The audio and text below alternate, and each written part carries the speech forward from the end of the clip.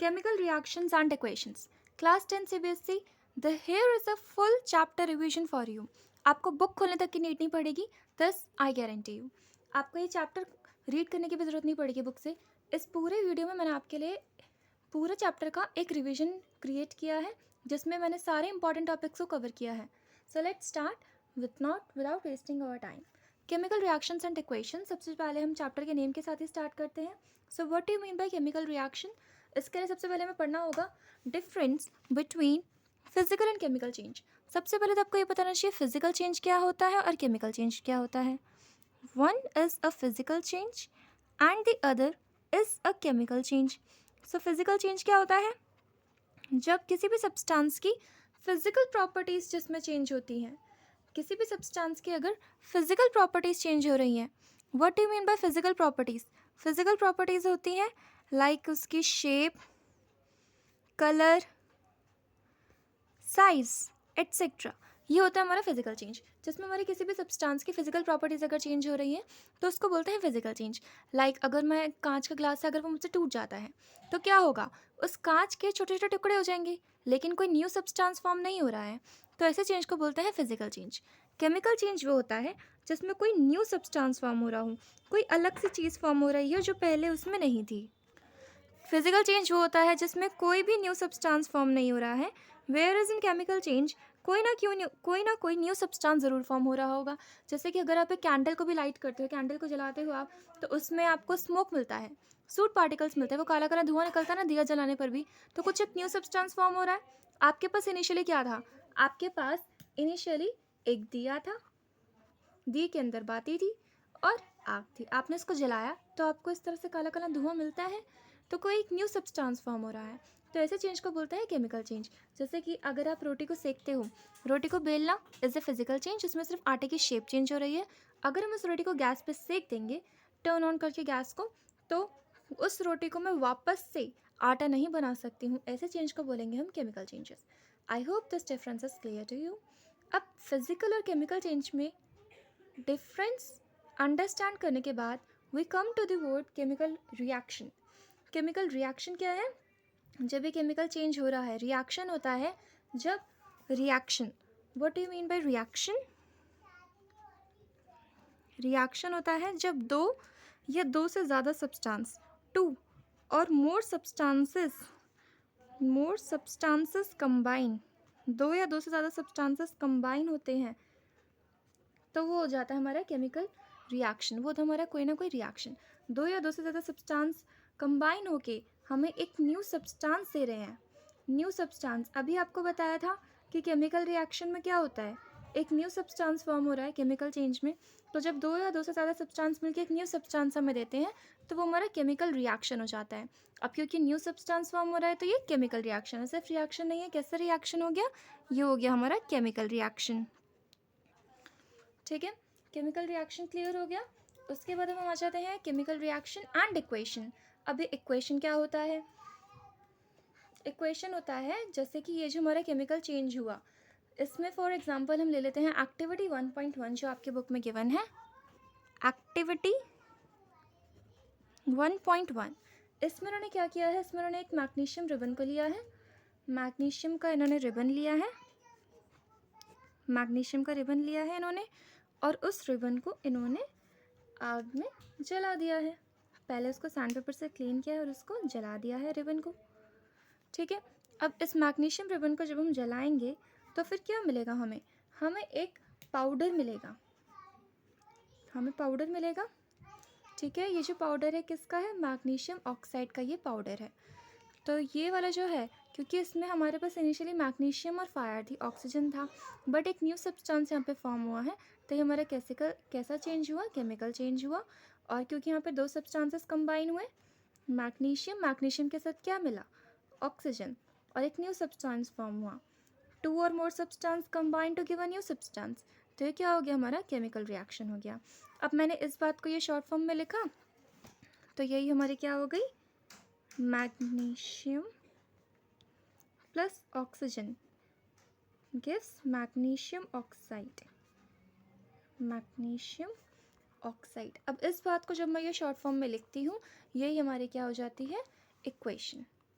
ये क्या है हमारी chemical equation. I hope this is clear to you. चलो लेट्स मूव ऑन। नेक्स्ट हमारे पास आ जाता है कि केमिकल रिएक्शन क्या होता है, वो तो अब आप सबने समझ लिया है। अब आपके बुक के अकॉर्डिंग आ जाते हैं। आपकी बुक के अकॉर्डिंग हम कैसे बताएंगे कि कोई भी केमिकल रिएक्शन हुआ है, तो उसके लिए क्या क्या चेंजेस आप ऑब्जर्व करेंगे। केमिकल रिएक्शन अगर ऑब्जर्व आप हो रहा है किसी भी रिएक्शन में, तो उसमें आपको ये चेंजेस देखने को मिलेंगे। क्या क्या चेंजेस देखने को मिलेंगे? पहला है change in state. Change in state, जो भी सब्सटेंस है उसकी स्टेट चेंज हो जाएगी। स्टेट चेंज होने का मतलब 3 स्टेट्स होती है हमारे पास, physical, solid, liquid and gas. तो किसी भी सब्सटेंस की अगर स्टेट चेंज हो रही है तो हम बोलेंगे कि वो केमिकल रिएक्शन हुआ है। जैसे कि यहाँ पे भी था मैग्नीशियम, इनिशियली जो मैग्नीशियम जो था सॉलिड था, बाद में ये पाउडर फॉर्म में आ गया। और कुछ ना कुछ यहाँ पे ऑक्सीजन है तो वाटर वेपर और हीट तो प्रोड्यूस हुआ होगा, ठीक है। वेपर्स भी प्रोड्यूस हुए होंगे, किसी चीज़ को बर्न करते हैं तो वाटर वेपर्स प्रोड्यूस होते हैं। तो यहाँ से सॉलिड से लिक्विड स्टेट में चला गया, तो change in state. Not necessarily change in state, और भी वो चीज़ें होती हैं जिनको हमें ध्यान रखना होता है, जो ये इंडिकेट करती है कि केमिकल रिएक्शन हुआ है। नेक्स्ट है हमारे पास change in colour. Change in colour, change in state हो गया। Next we have change in colour. Colour change होगा। Magnesium ribbon originally white colour का होता है, ये पाउडर भी वाइट ही मिलेगा। और बहुत सारे रिएक्शंस हैं आगे आप देखेंगे, उनमें कलर भी चेंज होता है, तो हम कह सकते हैं कि हाँ वहाँ पे केमिकल रिएक्शन हुआ है। Third one is the evolution of a gas. Evolution of gas, कोई ना कोई गैस प्रोड्यूस हो रही होगी। And the fourth change in temperature. Change in temperature, temperature या तो इंक्रीज भी हो सकता है या डिक्रीज भी हो सकता है, नॉट नेसेसरली कि वो ऑलवेज इंक्रीज होगा। यहाँ पे हम मैग्नीशियम को हीट करेंगे, किसी चीज़ को जलाते तो वो गर्म हो जाती है, तो यहाँ पर तो ऑब्वियस सी बात है टेम्परेचर हमारा इंक्रीज होगा। बट बहुत सारे रिएक्शंस ऐसे भी हैं जिनमें हमारा टेम्परेचर डिक्रीज भी हो सकता है। और इस चीज़ को और क्लियर करने के लिए हम यहाँ पे आ जाते हैं अपनी एक्टिविटी 1.2 पे। इसमें हमने लेड नाइट्रेट सोल्यूशन में पोटाशियम आयोडाइड को मिक्स किया है। तो इसके इक्वेशन में लिखते हैं, लेड होता है हमारा Pb और नाइट्रेट NO3।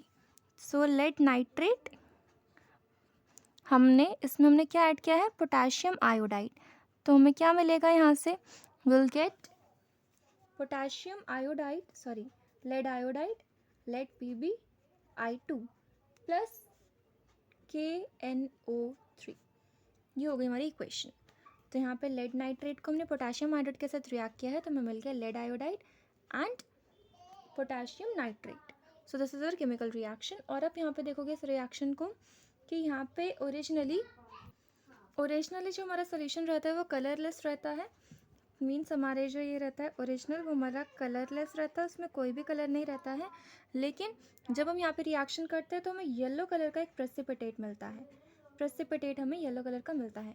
प्रेसिपिटेट होता है जो कि सोल्यूशन में डिज़ोल्व नहीं होता, इनसॉल्युबल जो होता है। तो PbIO2 ये एक येलो कलर का प्रेसिपिटेट फॉर्म कर लेता है। तो यहाँ पे आपको देखिएगा चेंज इन कलर आया, change in colour which was our second point. इससे हम बता सकते हैं कि हमारा यहाँ पे क्या है, केमिकल रिएक्शन टेक प्लेस हुआ है। और साथ ही साथ यहाँ पे न्यू चीज़ें भी, न्यू प्रोडक्ट्स भी फॉर्म हो रहे हैं जो इनिशियली हमारे पास नहीं थे। Let us make it more clear by coming to the next activity, that is activity 1.3। इसमें हमने कुछ जिंक ग्रैन्यूल्स को डाला है। Zinc is represented by Zn। किस में डाला है, हाइड्रोक्लोरिक एसिड में। तो जब हम जिंक ग्रैन्यूल्स को, ग्रैन्यूल्स मतलब इस तरह से गोली जैसे रहेंगे, बहुत छोटे छोटे दाने रहेंगे जिंक के, ठीक है। इनको जब हम हाइड्रोक्लोरिक एसिड में डालेंगे तो हमें क्या मिलेगा, हमें मिलेगा zinc chloride plus hydrogen gas. अब यहाँ पे क्या है, गैस इवॉल्व हुई है, गैस को हम अप एरो से दिखाते हैं और जो प्रेसिपिटेट होता है उसको डाउन एरो से दिखाते हैं। तो जो एवोल्यूशन ऑफ गैस हुआ यहाँ पे, सो ये रिएक्शन भी हमारा कैसा हो गया, एवोल्यूशन ऑफ अ गैस। ये भी हमारा कैसा रिएक्शन हो गया, अ केमिकल रिएक्शन। सो जो केमिस्ट्री में है आपकी एक्टिविटीज़ सारी बहुत ज़्यादा इंपॉर्टेंट है, special in the first chapter. ये एक्टिविटीज़ और इनके इक्वेशंस आपको मस्ट है, ये आनी ही आनी चाहिए। नेक्स्ट टॉपिक इसमें जो है हमारा, वो है हमारा केमिकल इक्वेशंस। केमिकल इक्वेशंस क्या होते हैं वो मैंने आपको स्टार्टिंग में ऑलरेडी एक्सप्लेन कर दिया है। जब कोई भी केमिकल रिएक्शन को हम एक इक्वेशन के फॉर्म में रिप्रेजेंट करते हैं तो वही हमारा क्या हो जाता है, केमिकल इक्वेशन हो जाता है। जब हम उसको पूरा वर्ड के फॉर्म में लिखेंगे तो वो है हमारा, क्या है, ये हमारा वर्ड इक्वेशन। वो हमारा क्या हो जाता है, वर्ड इक्वेशन। यहाँ पे मैंने पूरे वर्ड्स लिखे हैं, मैग्नीशियम ऑक्सीजन, मैग्नीशियम ऑक्साइड। तो ये क्या हमारा, ये है हमारी वर्ड इक्वेशन। और अगर मैं इनको सिंपल इक्वेशन के फॉर्म में लिखूंगी, with the help of using their symbols, अगर मुझे इसे और भी शॉर्ट करना है तो मैं इनके नाम की जगह इनके सिंबल्स का यूज़ करूँगी। ये सिंबल्स स्टैंडर्डाइज होते हैं, जो कि हर जगह पूरी जगह यूज़ किए जाते हैं, स्टैंडर्ड फॉर्म होती है। ये वाली जो इक्वेशन है इसको बोलते हैं skeletal chemical equation. Skeletal chemical equation जब हम पूरे वर्ड्स का यूज़ करेंगे और इनके बीच में हम यहाँ पे जो ये इधर जो होते हैं, जो एलएचएस में होते हैं हमारे, ये हमारे क्या होते हैं, ये हमारे होते हैं जो हमारे एलएचएस में है, इनको बोलते हैं हम रिएक्टेंट्स। जो हमारे ये जो एरो है, एरो के एलएचएस में इनको हम बोलते हैं रिएक्टेंट्स, और एलएचएस के सॉरी एरो के जो आरएचएस में होते हैं उनको हम बोलते हैं प्रोडक्ट्स। ठीक है, तो यहाँ पे मैग्नीशियम ऑक्साइड हमारा क्या है, एक प्रोडक्ट है, और रिएक्टेंट में क्या है हमारा मैग्नीशियम और ऑक्सीजन। ये एक से ज़्यादा भी हो सकते हैं, रिएक्टेंट्स भी प्रोडक्ट्स भी, ज़रूरी नहीं कि एक ही रिएक्टेंट होगा या एक ही प्रोडक्ट होगा, ये मोर देन वन भी हो सकते हैं। ओके, सो ये वर्ड इक्वेशन आपको समझ आ गई। जब हम पूरे पूरे वर्ड्स लिख रहे हैं तो वर्ड इक्वेशन हो जाती है, जब हम इनके सिंबल्स यूज़ करते हैं तो वो स्केलेटल केमिकल इक्वेशन हो जाती है। अब इस इक्वेशन में आप यहाँ पे ऑब्जर्व कर सकते हैं कि यहाँ पे ऑक्सीजन के 2 मॉलिक्यूल हैं, बट इधर ऑक्सीजन का एक ही मॉलिक्यूल है। ठीक है, तो आपने क्लास 9th में लॉ ऑफ कंजर्वेशन ऑफ मास पढ़ा होगा। लॉ ऑफ कंजर्वेशन ऑफ मास क्या कहता है कि कोई भी जो एटम्स हैं उनको हम ना तो डिस्ट्रॉय कर सकते हैं, ना ही हम उनको प्रोड्यूस कर सकते हैं। ठीक है, तो उसी लॉ को फॉलो करने के लिए, नहीं तो वो लॉ तो गलत हो जाएंगे ना जो हमने 9th क्लास में पढ़ा था, उसी लॉ को फॉलो करने के लिए हम ये जो है इक्वेशंस को बैलेंस करते हैं। ये भी इक्वेशन आता है, what is the need to balance the chemical equation. Chemical equations को बैलेंस करना क्यों ज़रूरी होता है, to follow the law of conservation of mass. Law of conservation of mass को फॉलो करने के लिए इक्वेशंस को हम बैलेंस करते हैं। अब यहाँ पे देख सकते हैं आप, ऑक्सीजन के 2 हैं एटम्स, बट इधर एक ही है। दोनों साइड क्या है, एटम्स इक्वल बनाने होते हैं हमें हर एक उसके।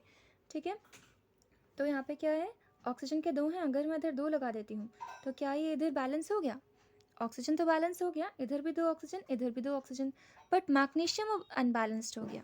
तो इधर अगर 2 मैग्नीशियम, इधर भी मैं 2 लगा देती हूँ तो मैग्नीशियम भी अब हमारा क्या हो गया, बैलेंस हो गया। अब ये वाली जो इक्वेशन हमारी law of conservation of mass को क्लियरली फॉलो कर रही है। सो this is known by balancing of chemical equation. Let us understand with the help of one more example. तो उसके लिए मैंने यहाँ पे एक इक्वेशन ले ली है। इक्वेशन में हमारे पास गिवन है Fe is iron, it is reacting with water to give ferrous oxide and hydrogen। ये आयरन यहाँ पे रिएक्ट करे वाटर के साथ, तो हमें क्या दे रहा है, फेरस ऑक्साइड एंड हाइड्रोजन। अब किसी भी इक्वेशन को बैलेंस करने के लिए इंपॉर्टेंट ट्रिक यहाँ पे मैं आपको बता देती हूँ। अब सबसे पहले हम क्या कर लेते हैं, मैंने यहाँ पे 2 कॉलम्स बनाए हैं, एक है रिएक्टेंट साइड एंड एक है प्रोडक्ट साइड। रिएक्टेंट क्या होता है, प्रोडक्ट क्या होता है, मैंने आपको ऑलरेडी बता दिया है।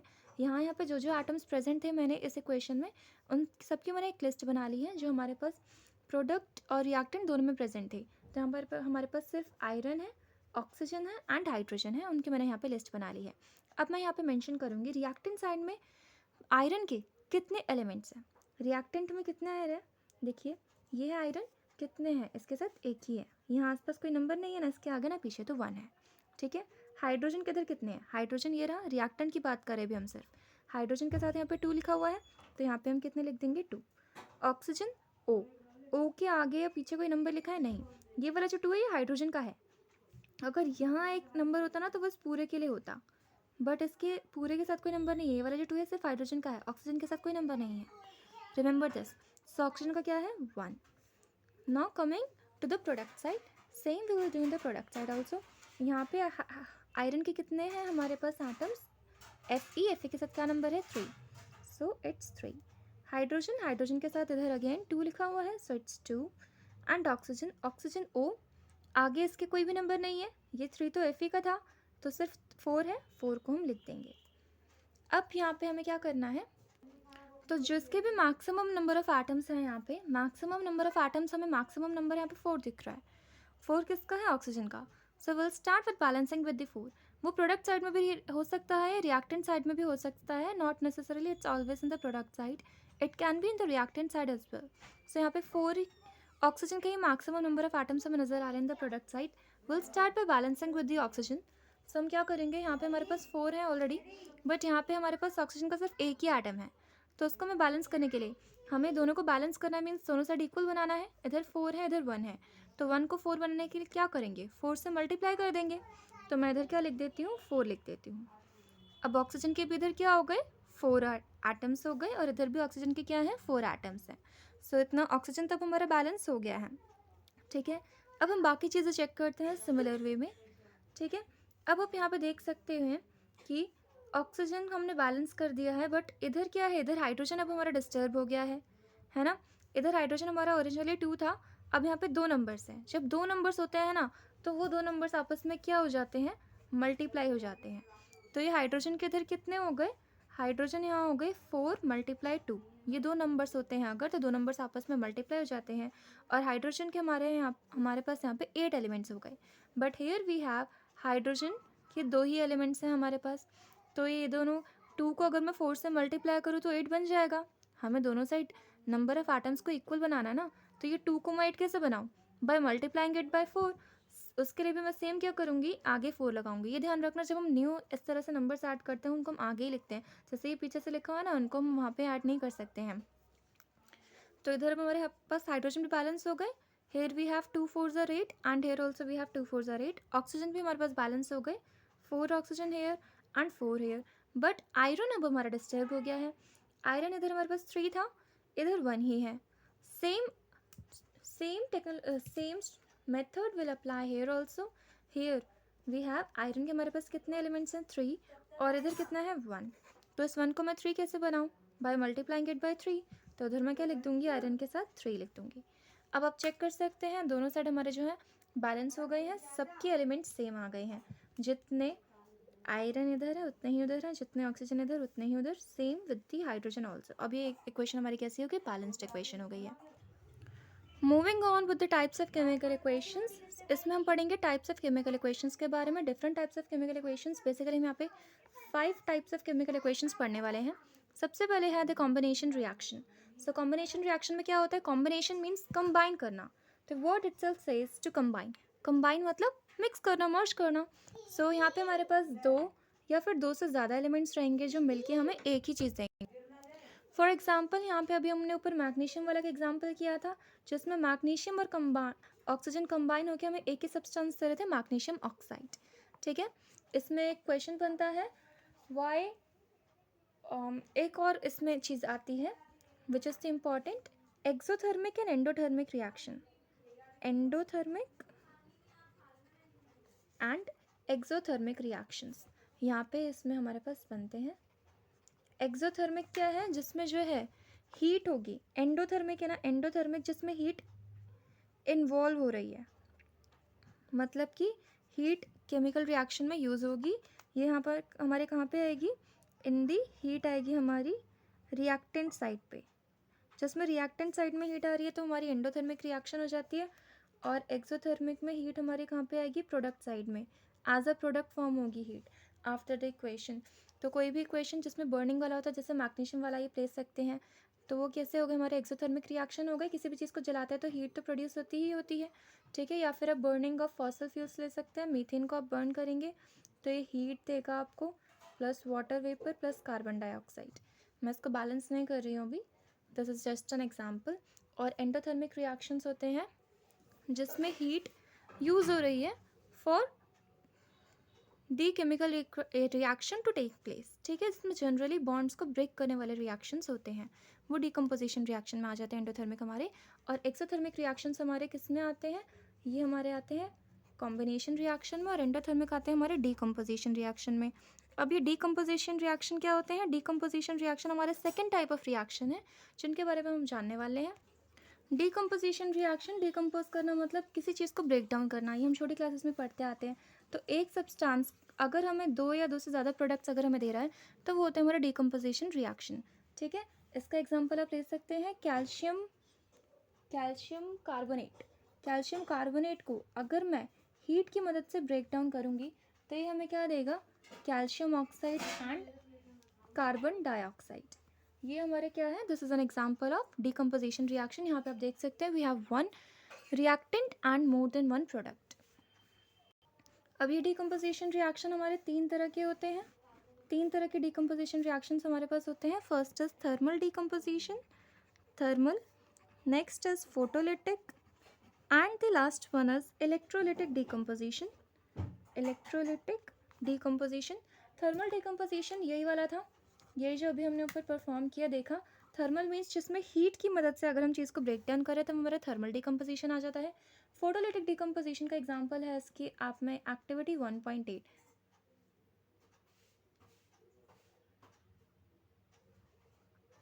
एक्टिविटी 1.8 हमारे फोटोलिटिक डिकम्पोजिशन का एक एग्जांपल है जिसमें हमने सिल्वर क्लोराइड को अगर हमने फोटोलिटिक HNu सनलाइट में रखा तो हमें सिल्वर और क्लोराइड अलग अलग करके दे देगा। ठीक है, तो this is an example of photolytic decomposition. And activity 1.7 जिसमें हमने वाटर का हाइड्रोलिसिस किया है तो गिव हाइड्रोजन और oxygen separately. This is an example of electrolytic decomposition जिसमें हम इलेक्ट्रिसिटी का हेल्प ले रहे हैं for the decomposition reaction to take place. Break down करने के लिए हम इलेक्ट्रिसिटी का यूज़ कर रहे हैं। फोटोलिटिक में हम लाइट का यूज़ करते हैं और थर्मल में हम हीट का यूज़ करते हैं। इसमें हम लाइट का यूज़ करते हैं and here we are using electricity for the break down. Displace करने का मतलब होता है थर्ड इज डिस्प्लेसमेंट रिएक्शन जिसमें एक चीज़ दूसरी चीज़ की जगह ले लेता है। तो ये हमें देगा AC + B। यहाँ पे C ने आके इस B की जगह को ले लिया है और B को हटा दिया है। ये होते हैं हमारे डिस्प्लेसमेंट रिएक्शन। इसका बहुत ज़्यादा एग्जाम्पल है एक्टिविटी 1.9 जिसमें हम कॉपर सल्फेट सोल्यूशन में मतलब आयरन का एक नेल डालेंगे तो हमें देगा कॉपर अलग कर देगा और फेरस सल्फेट सोल्यूशन हमें देगा जो कि ये ब्लू कलर का होता है। तो ये सोल्यूशन को ब्लू से ग्रीन चेंज कर देगा, this is a very important reaction. Next we have is the double displacement reaction जिसमें दो चीज़ें एक दूसरे की जगह को ले लेती हैं, आपस में जगह बदल लेती हैं, इसलिए इसे डबल डिस्प्लेसमेंट बोलते हैं। लाइक यहाँ पे B और D अपनी जगह को अगर चेंज कर रहे हैं तो ये रिएक्शन हमारी क्या है, डबल डिस्प्लेसमेंट रिएक्शन है। इसका बहुत अच्छा एग्जाम्पल है यहाँ पे Na2SO4, ये हमारा क्या है, sodium sulphate and barium chloride के बीच में ये रिएक्शन है। ये हमें क्या देगा, बेरियम सल्फेट और सोडियम क्लोराइड। तो यहाँ पे आप देख सकते हैं पहले यहाँ पे सोडियम के साथ सल्फेट था बट यहाँ पे सोडियम के साथ क्लोराइड आ गया है और इधर बेरियम के साथ क्लोराइड था, इधर सल्फेट आ गया है। तो दोनों ने आपस में अपनी पोजीशंस को एक्सचेंज कर लिया है, सल्फेट और क्लोराइड ने। इसी क्वेश्चन को हम बोलते हैं double displacement reaction. Last type of chemical equation है हमारे पास रिडॉक्स रिएक्शन जिसमें ऑक्सीडेशन और रिडक्शन दो टाइप की रिएक्शंस आपके पास आती हैं। Oxidation means addition of oxygen, जैसे हम किसी चीज़ में ऑक्सीजन ऐड कर रहे हैं या फिर हाइड्रोजन को रिमूव कर रहे हैं, रिमूवल ऑफ हाइड्रोजन। इसको दो तरीके से आप ले सकते हैं। और रिडक्शन इसका जस्ट अपोजिट है, रिमूवल ऑफ ऑक्सीजन या फिर एडिशन ऑफ हाइड्रोजन। ठीक है, जो ऑक्सीडेशन है उसका जस्ट अपोजिट क्या है, रिडक्शन रिएक्शन है हमारी। सो इसको भी हम एक एग्जांपल से समझ लेते हैं। यहाँ पे कॉपर ऑक्साइड है मेरे पास। कॉपर ऑक्साइड में मैं हाइड्रोजन को क्या है कर रही हूँ, ऐड कर रही हूँ। अब यहाँ पे आप देख सकते हैं कॉपर से क्या है, ऑक्सीजन रिमूव हो रहा है। कॉपर के पास पहले ऑक्सीजन था, ये रिमूव हो गया ऑक्सीजन। रिमूवल ऑफ ऑक्सीजन क्या होता है, तो कॉपर क्या हो रहा है हमारा, रिड्यूस हो रहा है। ये हमारी क्या हो गई, एक रिडक्शन रिएक्शन हो गई। और यहाँ पे ऑक्सीजन में हाइड्रोजन ऐड हो रहा है ना, सॉरी हाइड्रोजन में ऑक्सीजन ऐड हो रहा है, हमारी क्या हो गई, ऑक्सीडेशन रिएक्शन हो गई। I hope this is clear to you. So this was all for this chapter. बाकी आगे है। If there is any kind of doubt and if you like this video, don't forget to like and subscribe to my channel.